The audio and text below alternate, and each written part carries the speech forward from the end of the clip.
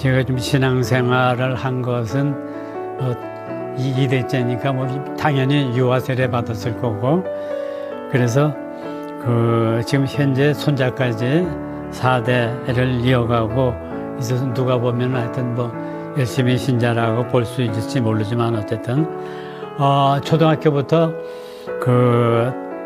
복사 생활을 했습니다. 그래서 그 당시에는 라틴어로 미사를 할 때가 돼서 미사 통상문을 신부님과 복사가 라틴어로 하게 됐었습니다. 그러니까 신자들은 더군다나 신부님이 제대를 바라보고 미사를 했기 때문에 신자들은 신부님 뒤에만 보고 미사를 했어요. 그러니까 대충 그때 지금 기억하면은 신자들은 미사 중에 그냥 묵주기도만 하고 그런 한 기억이 납니다. 그래서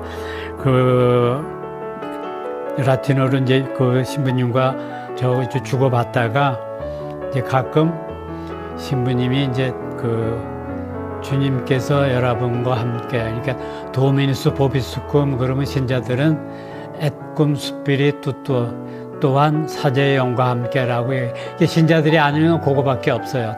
그리고 데오그라 마지막에 데오그라시아스 이거밖에 아는 게 없어요.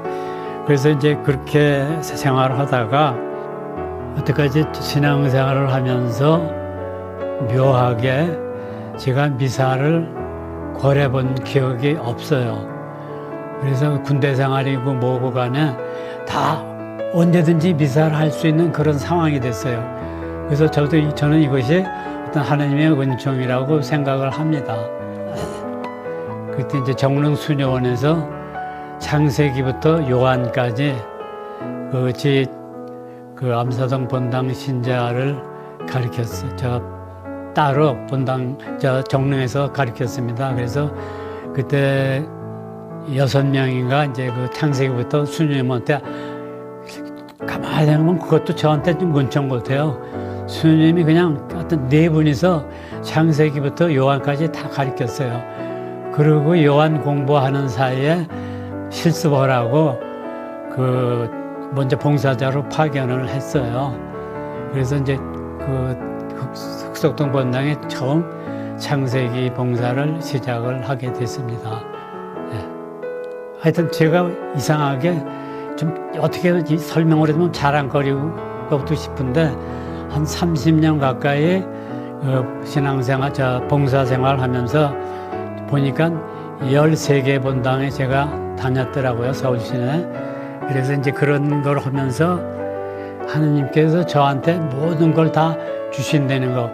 이게 이제 어떤 땐 일주일에 3군데 본당, 창세기, 마르코 또 요한복음 이렇게 3가지 가방마다 따로 해서 월요일 날은 창세기 가방 들고 가고 수요일 날은 출애굽 가방 들고 막 이래 다니는데 어쨌든 이제 급해가지고 창세기 가방을 들고 나간다는 게 요한복음 가방을 들고 나가서 저 가방을 열니까 이게 엉뚱한 거예요. 그래서 이런 거 하면서도 그때 좀 약간 당황했는데 그룹 원들하고 이제 같이 책을 보면서 이제 봉사를 했습니다. 근데 이런 것들이 아마 하나님께서 저에게 다 베풀어 주신 게 아닌가. 그래서 아마 야훼 일의 신앙은 지금까지도 철저하게 믿고 있습니다. 처음으로 이제 흑석동 본당을 발령을 받고 갔었어요. 그런데 그때 한창 유신이니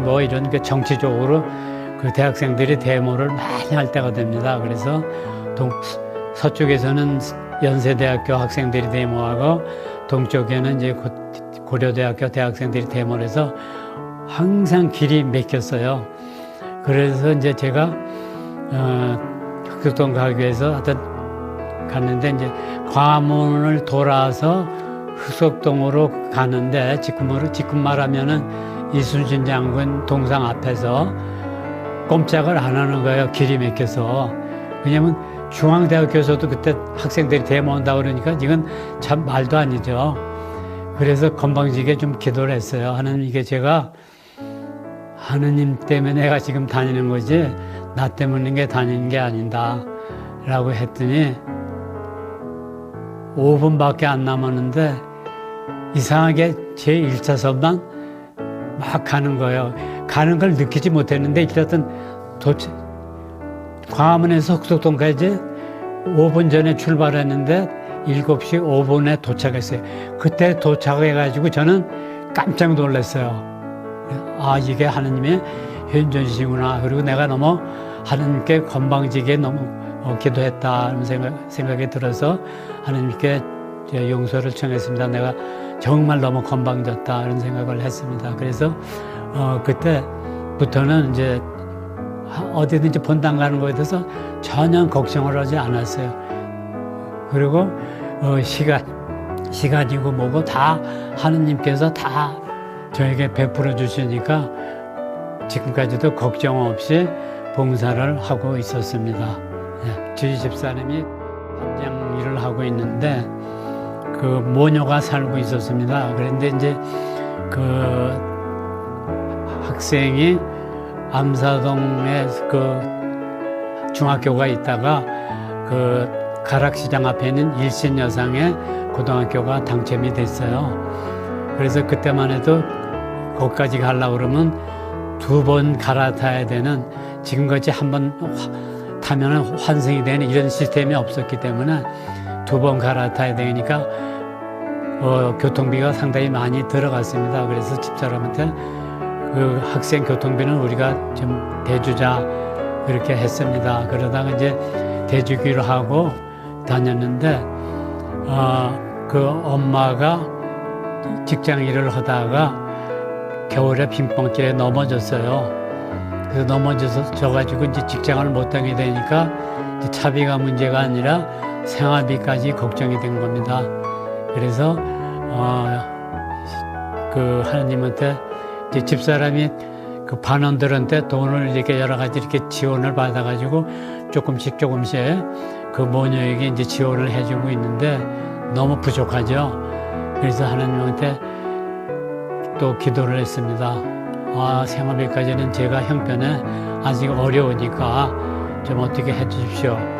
그리고 아침에 출근을 하면서 기도하다가 하고 퇴근해서 집에 오니까 집사람 이야기가 몇십 년 동안, 한 30년 동안 헤어졌던 작은 아버지가 그 애를 데리고 남미로 데려갔다고 그러는 거예요.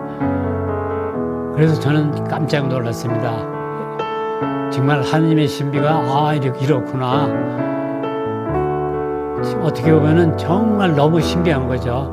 이거는 신앙생활이 아닌 사람한테는 이야기하면은 뭐 그럴 수도 있다고 할 수 있겠지만은 신앙 가진 사람한테 이야기하면 정말 하나님의 신비입니다. 그래서 저는 그때 다시 한번 하나님의 은총에 감사드리고 오늘까지도 야훼 일의 신앙을 끝까지 가지고 있습니다. 마지막으로는 제가 하고 싶은 것은 하나님께서 저에게 그러한 은총을 주셨고 그래서 이웃에게 나눌 수 있도록 저에게 여러 가지 그 모든 것을 주신 것에 대해서 지금 제가 경제적으로 부유하지 않지만은 남을 도울 수 있는 그러한 것들을 저에게 허락해 주셔서 지금도 계속해서 이웃사랑을 실천하고